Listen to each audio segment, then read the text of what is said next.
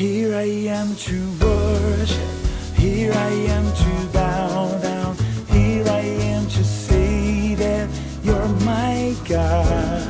You're altogether lovely, altogether worthy.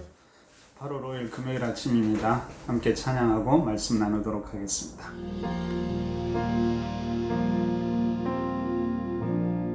언제나 내 모습 너무나 부끄러워 무릎으로 주님께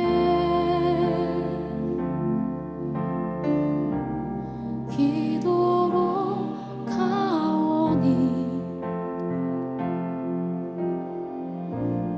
나 홀로 서 있는 죽은 내 영 깨우사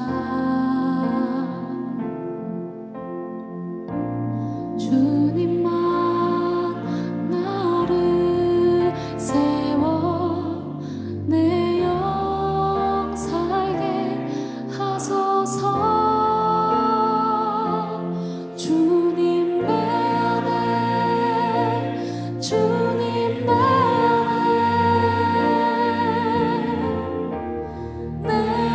안에 계시고 주님 내 안에 주님 내 안에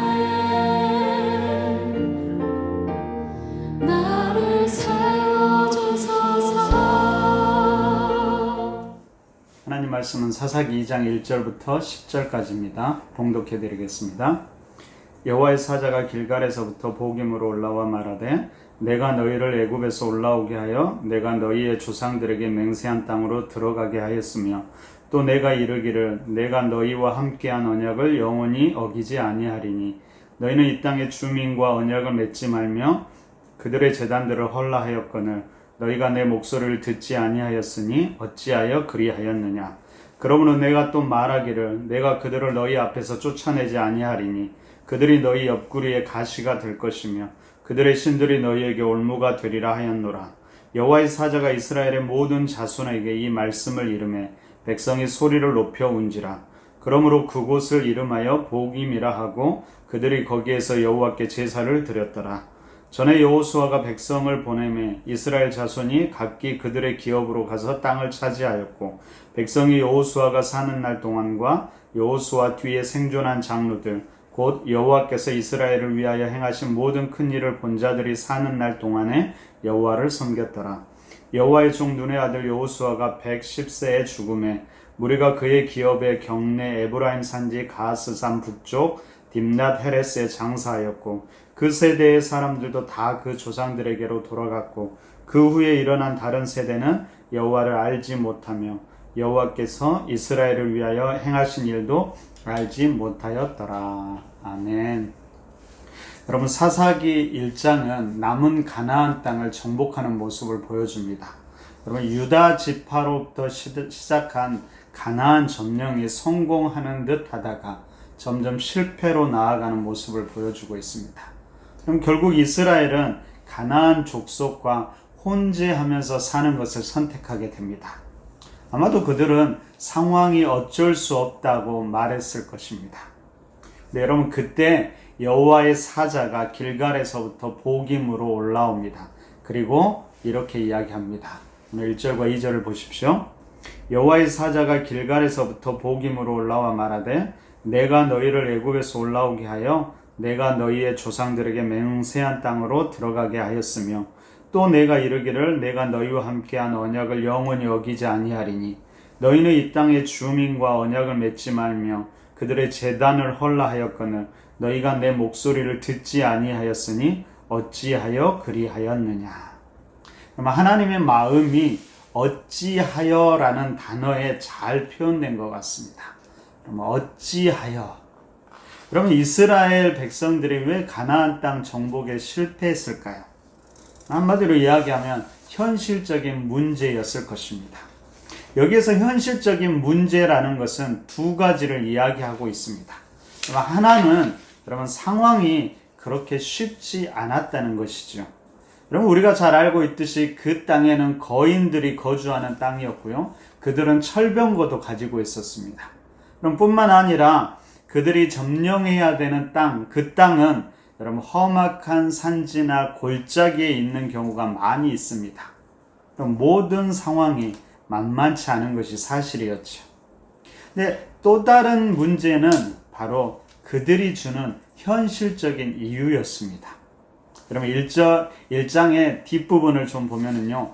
이스라엘은 후에 가나안 족속을 종으로 부렸다라고 이야기하고 있습니다. 여러분 그들을 종처럼 일을 시키고 종으로 삼아서 여러 가지 본인들이 하기 어려운 일을 시켰을 때 이스라엘 백성들 스스로가 얼마나 편했는지 우리는 짐작할 수 있을 것입니다.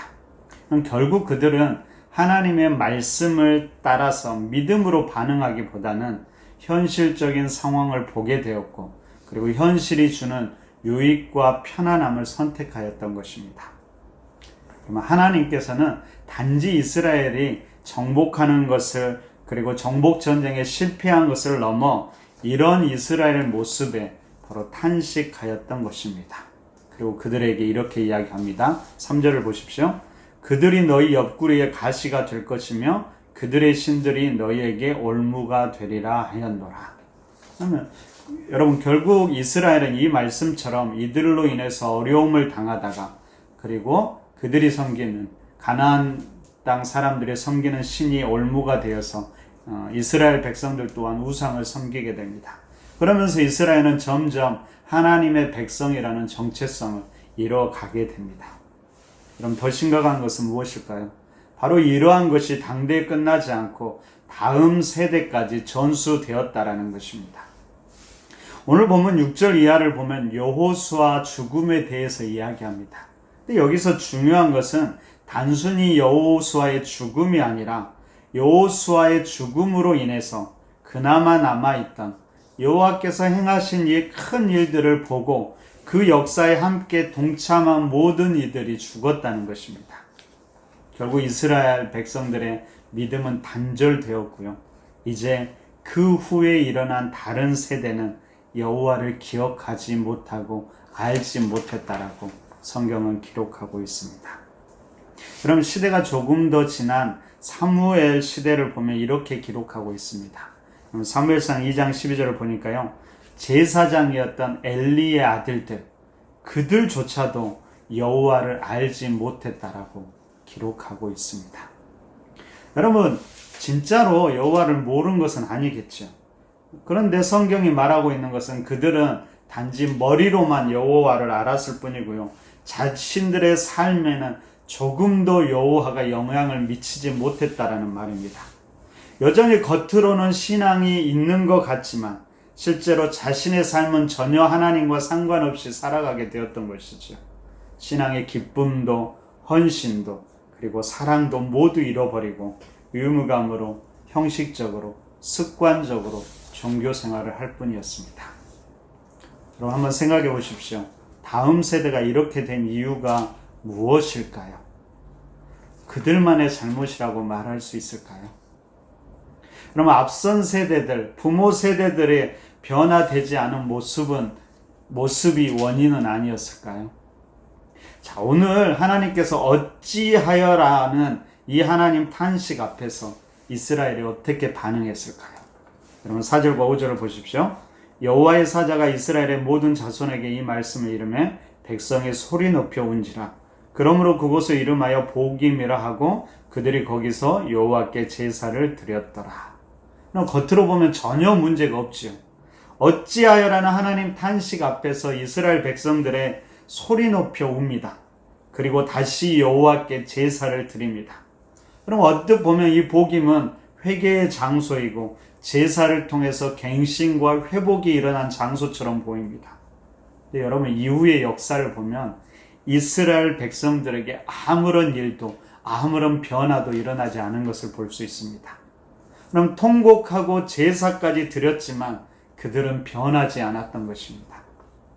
여전히 믿음이 없는 삶, 하나님과 상관없는 삶은 그들은 살아가게 됩니다. 결국 이러한 삶이 자신들에게서 끝나지 않고 자녀들의 신앙에까지 영향을 주게 되었던 것입니다. 성경이 참 두려운 것은 무엇인지 아세요? 그것은 바로 성경 안에 바로 우리의 모습, 나의 모습이 담겨 있다는 것입니다. 자, 오늘 하나님께서 어쩌면 이 본문을 통해 우리에게 이렇게 묻고 계신지도 모르겠습니다. 지금 너희의 모습은 어떠니? 이들과 다르다고 말할 수 있겠니?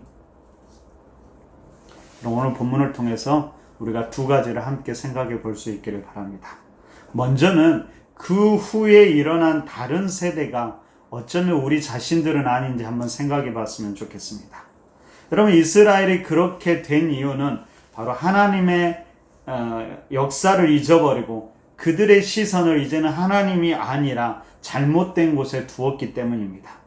그러면 하나님께서 애굽에서 큰 일을 행하셨고, 그리고 바로 이전에도 가나안 땅에서 그들을 위해서 크신 일들을 행하셨습니다. 그리고 하나님께서 이미 그들에게 승리를 주셨음에도 불구하고 그들은 그런 하나님이 아니라 자꾸만 현실적인 상황들을 바라보게 된 것이지요.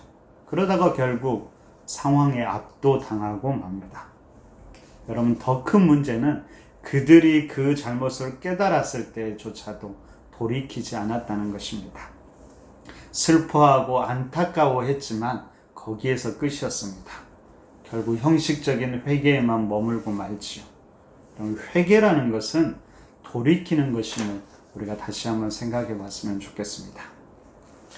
두 번째로는 우리 자녀들은 어떤가를 우리가 깊이 한번 돌아봤으면 좋겠습니다.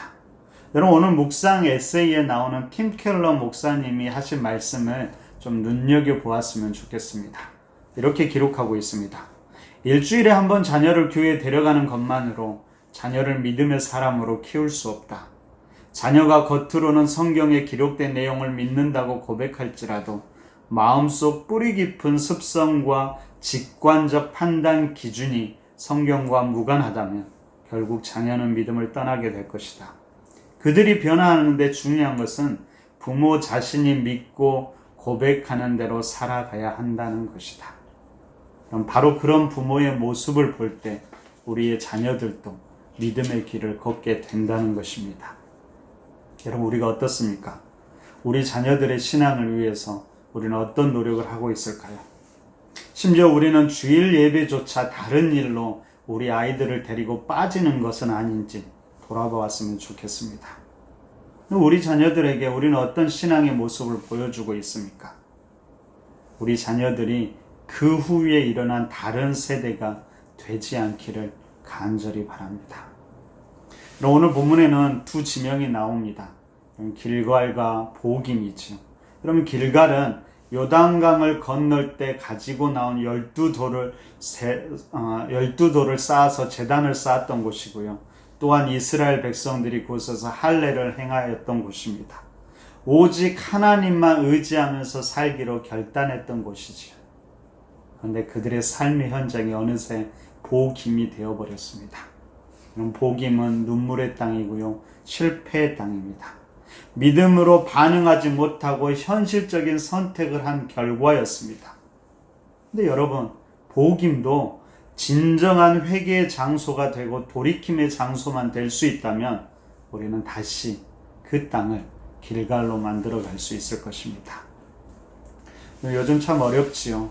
여러분, 이 어려운 상황 속에서 과연 하나님이 우리에게 기대하시는 것은 무엇일까를 여러 번 생각해 보았는데, 생각할 때마다 어쩌면 하나님은 우리의 잘못을 돌이키고 상황이 아니라 이 상황 속에서도 믿음으로 반응하기를 원하시는 것은 아닌지 참 많이 생각하게 됩니다. 그러면 아무리 어렵더라도 믿음으로 반응해야 합니다. 그때 복임에서 길갈로 우리의 삶이 바뀌게 되는 역사가 일어나게 될 것입니다. 그리고 우리 자녀들도 더욱더 아름다운 믿음의 신앙을 가질 수 있을 것입니다. 우리 그런 푸른나무 교회 성도님들 가정 되기를 간절히 바랍니다. 우리 함께 기도했으면 좋겠습니다. 이렇게 기도할까요? 첫째는 상황이 아니라 주님 믿음으로 반응하는 사람이 되게 해주십시오. 기도하십시오. 두 번째는 하나님 나의 시선이 하나님을 바라보고 하나님의 약속을 끝까지 붙잡게 해주십시오. 기도하십시오. 세 번째는 우리 자녀들이 믿음으로 반응하게 해주십시오. 우리 자녀들의 마음속에 삶 속에 예수 그리스도가 중심이 될 수 있도록 아이들을 위해서 기도해 주시기 바랍니다. 성경학교가 계속되고 있습니다. 아이들 성경학교를 통해서 하나님의 자녀임을, 하나님의 백성임을 깊이 깨닫고 그들의 삶을 하나님 중심으로 만들어 갈 수 있도록 기도해 주시기 바랍니다. 우리 함께 이런 기도의 제목 가지고 기도하도록 하겠습니다.